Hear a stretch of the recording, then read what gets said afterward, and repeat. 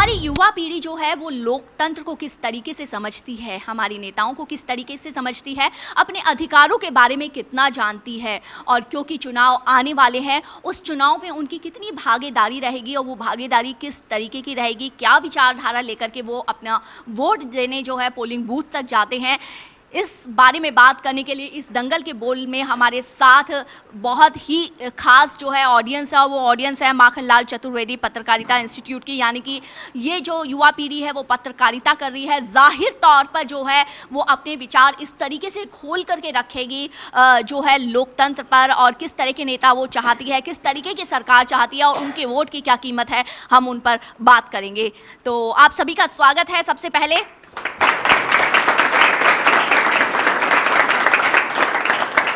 आप क्या कहेंगे, क्या लगता है आज की युवा पीढ़ी अगर देखती है लोकतंत्र को किस तरीके से देखती है? देखिए, लोकतंत्र तो मुझे लगता है कि युवा पीढ़ी एक तरीके से इसका सबसे बड़ा जो सूत्र है, एक सूत्रधार के रूप में लोकतंत्र के लिए काम कर रही है। और जिस तरीके से प्रधानमंत्री मोदी हर बार अपने अभिभाषणों में और अपने हर अभिव्यक्ति में ये जिक्र करते हैं कि आने वाले समय में युवाओं का एक अलग भूमिका है, एक अलग रोल वो अदा करने वाले हैं, तो मुझे लगता है कि जो युवा हैं उन्हें अपनी चीज़ों के लिए तो जागरूक होना ही होगा, साथ ही साथ देश और विश्व पटल पर। क्या आपको लगता है इस पीढ़ी में जहां सोशल मीडिया ज़्यादा हावी हो रहा है, तो यहाँ पर कई युवा पीढ़ी ऐसी भी है जो वोट देने से ज़्यादा अपने फ्रेंड्स के साथ एंजॉय करना, मस्ती करना या छुट्टी मनाना ज़्यादा पसंद? युवा पीढ़ी लोकतंत्र में इतनी अहम है कि देश की सबसे बड़ी पार्टी, सबसे पुरानी पार्टी में से कांग्रेस पार्टी के जो अभी अध्यक्ष है 50 वर्ष की उम्र में भी अपने आप को युवा कह रहे हैं। तो 50 वर्ष का उम्र कोई युवा अवस्था नहीं है, इसके बावजूद वो अपने आप को युवा नेतृत्व देना चाह रहे हैं, युवा साबित कर रहे हैं।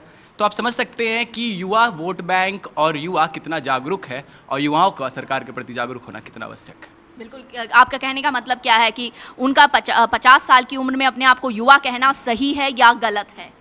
अब सही और गलत की बात नहीं करना है, मेरे कहने का एक उद्देश्य है कि युवा पीढ़ी मतलब वो पीढ़ी जिसके अंदर सकारात्मक एनर्जी हो। बहुत खूब।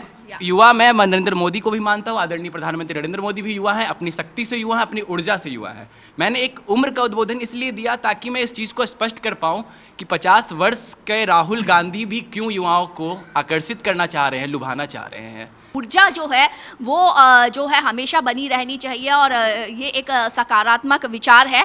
लेकिन आपको क्या लगता है, जो मेरा सवाल इनसे था कि क्या अभी कुछ युवा पीढ़ी ऐसी है जो ज़्यादातर अपने आप को वोट देने के लिए टाइम वेस्ट समझती है और छुट्टी मनाना या दोस्तों के साथ एंजॉय करना ज़्यादा पसंद करती है? 2014 के लोकसभा चुनाव में जिस तरीके से मत प्रतिशत बढ़ा था और उसके बाद 17 में उत्तर प्रदेश के चुनाव में भी जिस तरीके से मत प्रतिशत बढ़ा है, उससे ये बात साफ हो जाती है कि युवा मतदाता अब बहुत सजग हो गया है। वो सत्ता के लिए वोट देता है, उसका बिल्कुल एक क्लियर पॉइंट ऑफ व्यू है, उसके लिए वोट देता है। जहाँ तक 2019 लोकसभा चुनाव है, ये बहुत बड़ा महापर्व है इस लोकतंत्र का, और मुझे लगता है युवा एक निर्णायक स्थिति में है। वर्तमान में सबसे ज़्यादा युवा वोटर है और सभी पार्टियां इसका ध्यान रख रही हैं, चाहे वो कांग्रेस पार्टी हो, बीजेपी हो। ज़्यादा युवा वोटर है इन्होंने कहा, लेकिन क्या वो पूरी तरह से सजग है अभी अपनी वोट को लेकर के? देखिए, भारत जो है विश्व का सबसे युवा राष्ट्र है और यहाँ के जो फर्स्ट टाइम वोटर हैं करीब 18 करोड़ है, और तमाम पार्टियों ने, खासकर चुनाव आयोग ने कैंपेन चलाया है फर्स्ट टाइम वोटर करके, ट्रेंड भी करता है ट्विटर पे।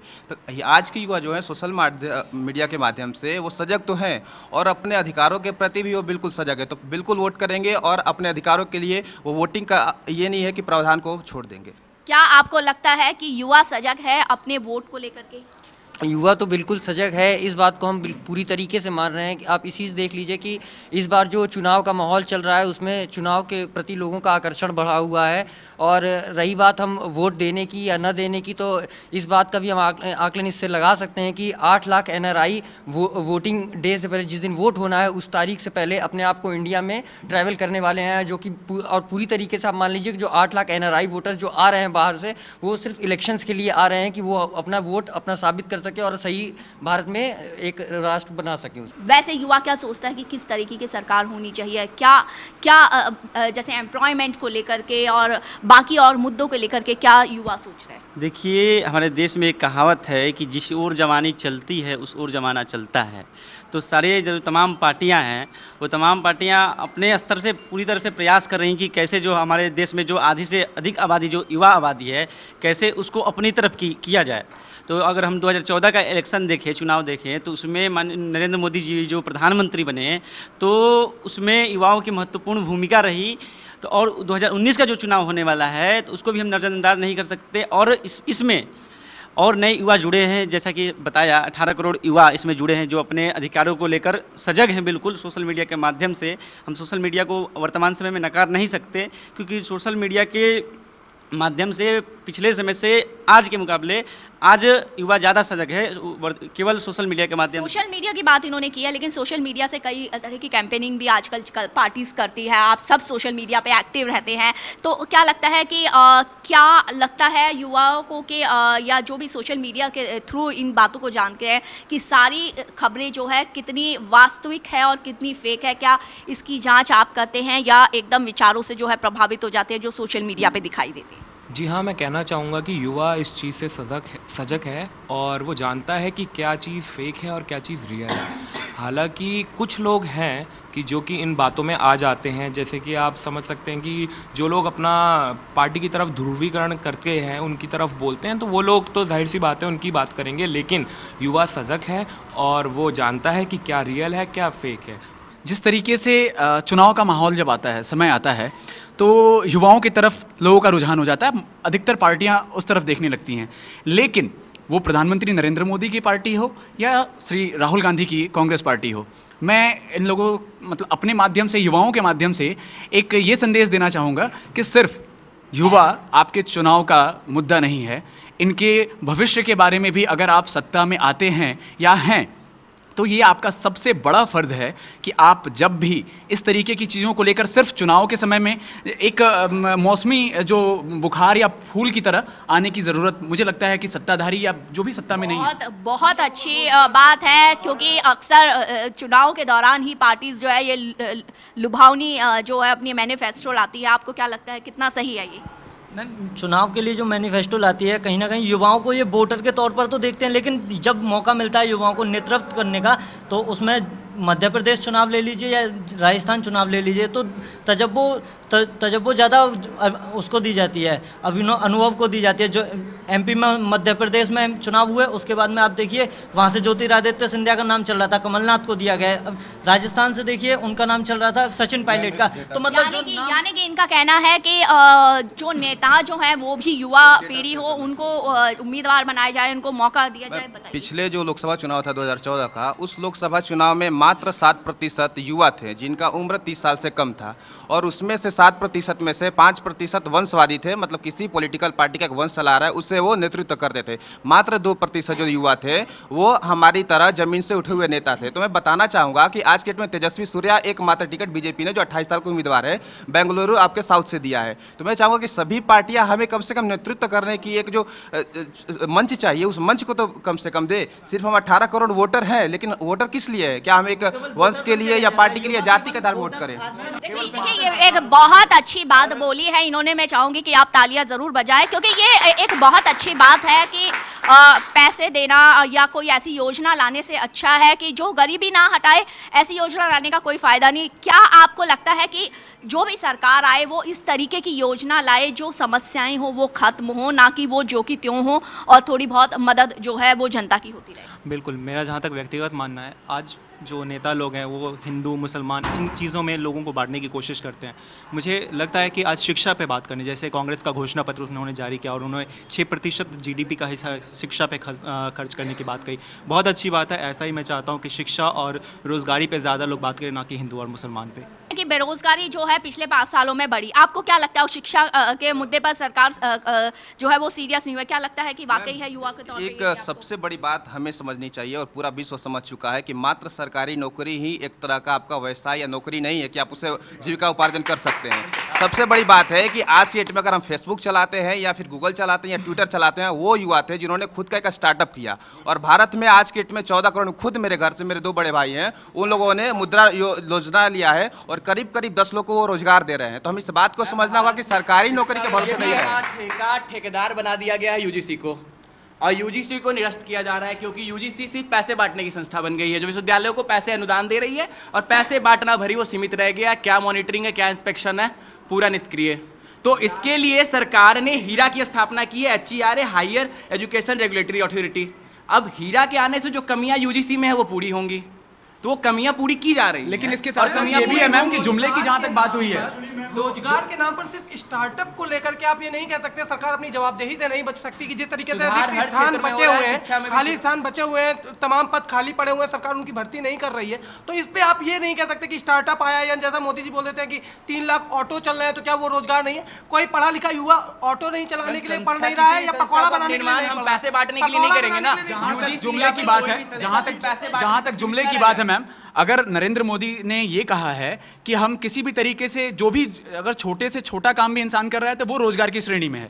लेकिन मैं ये कह रहा हूं कि जितने भी वादे उन्होंने 2014 में किए वो सच है कि वो सारे पूरे नहीं हुए और वो इस बात को स्वीकार भी करते हैं। लेकिन ये कहाँ तक सही है कि हम आने वाले समय में न्याय स्कीम के तहत 72,000 रुपये दें, जहाँ पे लगभग 4 करोड़ परिवार से भी ज़्यादा लोग उस गरीबी रेखा से नीचे आते हैं, इन्होंने जो एक स्केल तैयार किया है। तो हम इतना पैसा कहाँ से देंगे? और रही बात कि अगर इतना पैसा हम देते भी हैं तो क्या आने वाले समय में हमारे पास ये बजट होगा? आपको लगता है कि जिस तरीके से जो कांग्रेस ने अपने मैनिफेस्टो में ये बात कही है, क्या वो एक लालच देने वाली बात है या वो एक समस्या का निवारण बात? कांग्रेस ने मैनिफेस्टो में एक चीज़ और कही थी कि पिछले जब 2004 और 2009 का जो उनका कार्यकाल था, तो उसमें उन्होंने 19 करोड़ लोगों को गरीबी रेखा से नीचे, गरीबी रेखा से ऊपर लेकर के आए थे। लेकिन गरीबी रेखा से ऊपर लेकर के आए थे तो फिर क्या वो दोबारा गरीब होगा जिन्हें अब न्याय की बिल्कुल, बहुत अच्छा सवाल इन्होंने उठाया है कि गरीबी रेखा से नीचे लाए थे तो क्या दोबारा से वो गरीब हो गए जो दोबारा से जो है इस तरीके की पेशकश की जा रही है। लेकिन क्या मेरा सवाल यही था कि इस तरीके की पेशकश जो होती है, क्या वो एक वोटर को लालच देने का कारण लालच दिया जाता है मैनिफेस्टो के जरिए, वोट लेने तक सीमित रहता है वो, या फिर उसके बाद जो है उस पर काम भी होता है, या वाकई उनकी समस्याओं को जाना, पहचाना और दूर करने की कोशिश रहती है? युवाओं को सिर्फ लुभाया जा रहा है और चुनावों में, क्योंकि अभी तक कोई भी पार्टी हुई, बीजेपी और कांग्रेस, अभी क्योंकि छत्तीसगढ़ चुनाव हुआ और राजस्थान और मध्य प्रदेश चुनाव हुआ, वहाँ पे कांग्रेस एजेंडे में लेके आई थी कि रोजगार देंगे। वही मोदी जी ने कहा था कि सभी को रोजगार देंगे, लेकिन ऐसा किसी को लग नहीं रहा कि रोजगार दे रहे हैं, और वो केवल लुभाया जा रहा है। चुनाव के टाइम केवल रोजगार युवाओं के साथ ऐसा किया जाता है, बाकी बाद में कोई ध्यान तक नहीं दे रहा है।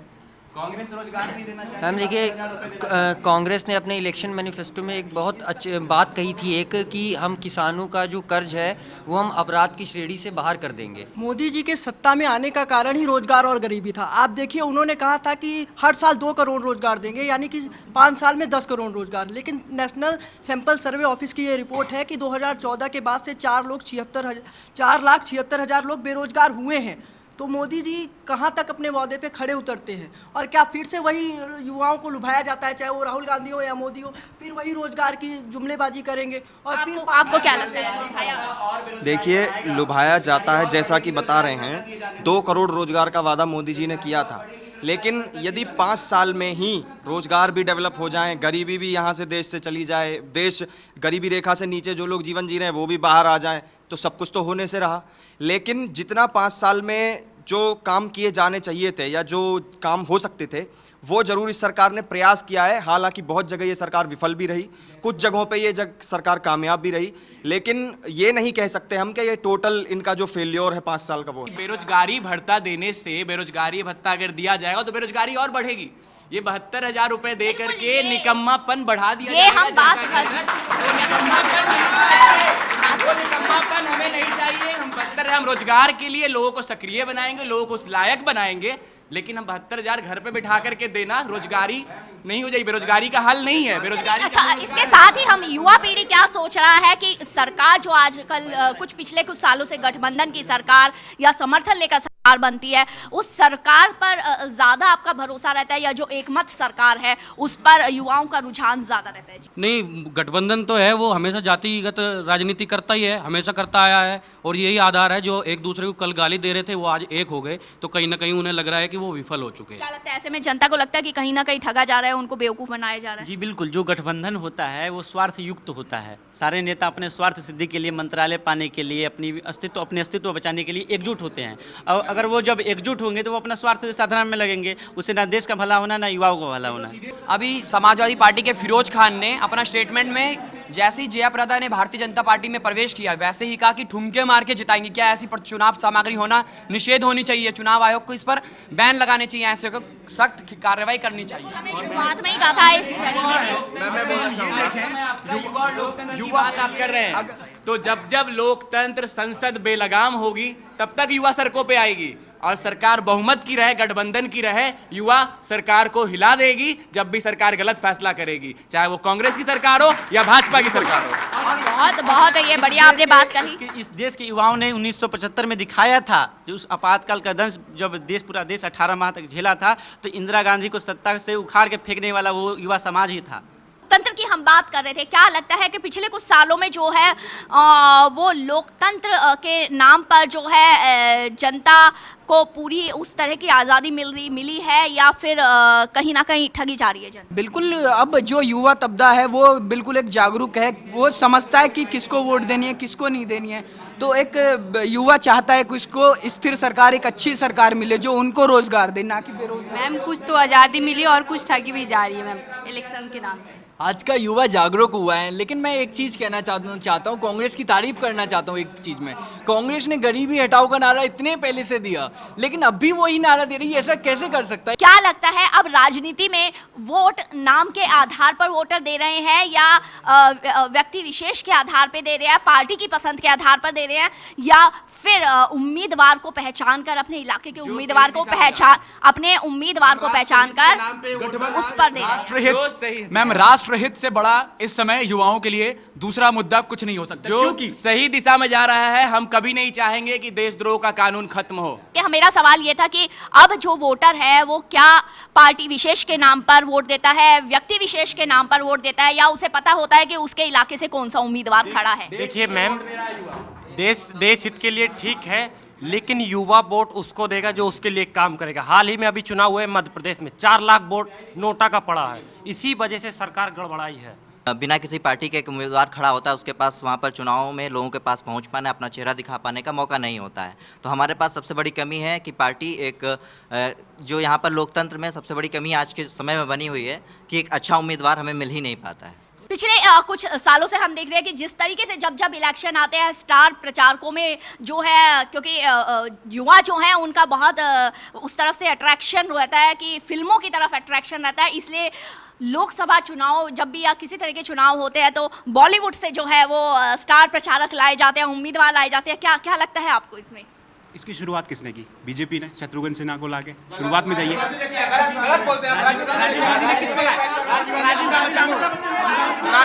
सबसे पहले सन 1989 का चुनाव जब होता है, राजीव गांधी ने राजेश खन्ना और अमिताभ बच्चन जैसे स्टारों को लेकर आए, पहली बार कांग्रेस ने लाया, और उसके बाद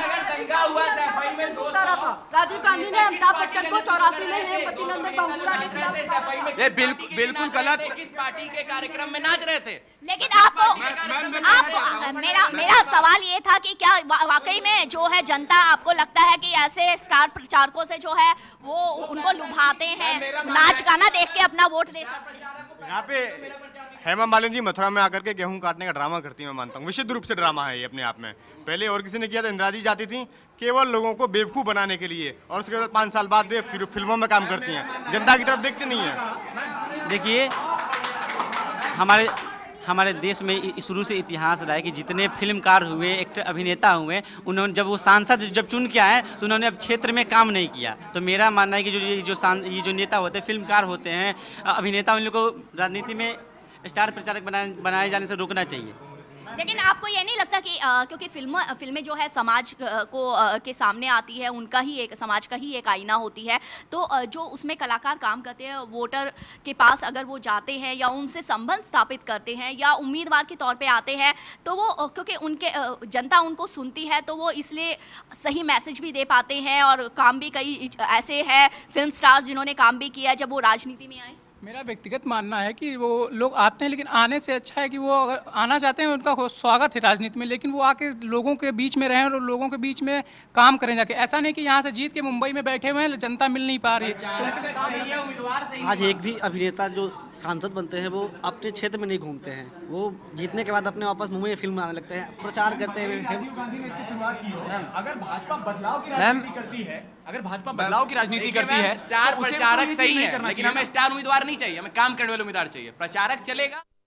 आखिर में हम यही जानना चाहेंगे, क्योंकि आपके वोट बहुत कीमती है, जैसे कि युवा जो है हमारे देश का भविष्य है और उनके वोट इसीलिए उतने कीमती है, उनकी आवाज़ बहुत बुलंद है। और जैसा कि कहा लोकतंत्र में आपने बोला है कि किसी भी सरकार जो सही काम नहीं करती है, जो उनके अधिकारों की चिंता नहीं करती है, जो लोकतंत्र पे सही नहीं चलती है, उसको बिगाड़ने की कोशिश करती है, उसको भी सड़कों पे उतर के आप हटाने की का मादा जो है वो रखते हैं। तो एक बिल्कुल 2 शब्दों में आप जवाब देंगे कि आपका वोट मुद्दों के आधार पर आप देंगे या पार्टी विशेष या व्यक्ति विशेष के आधार पर? बिल्कुल दो मुद्दों के आधार पर होगा 2019। सिर्फ मुद्दों के आधार पर जो हमारी बात करेगा हम उसकी बात करेंगे, सिर्फ मुद्दों के आधार पर। जो जनहित की बात होगी उसी को वोट जाएगा।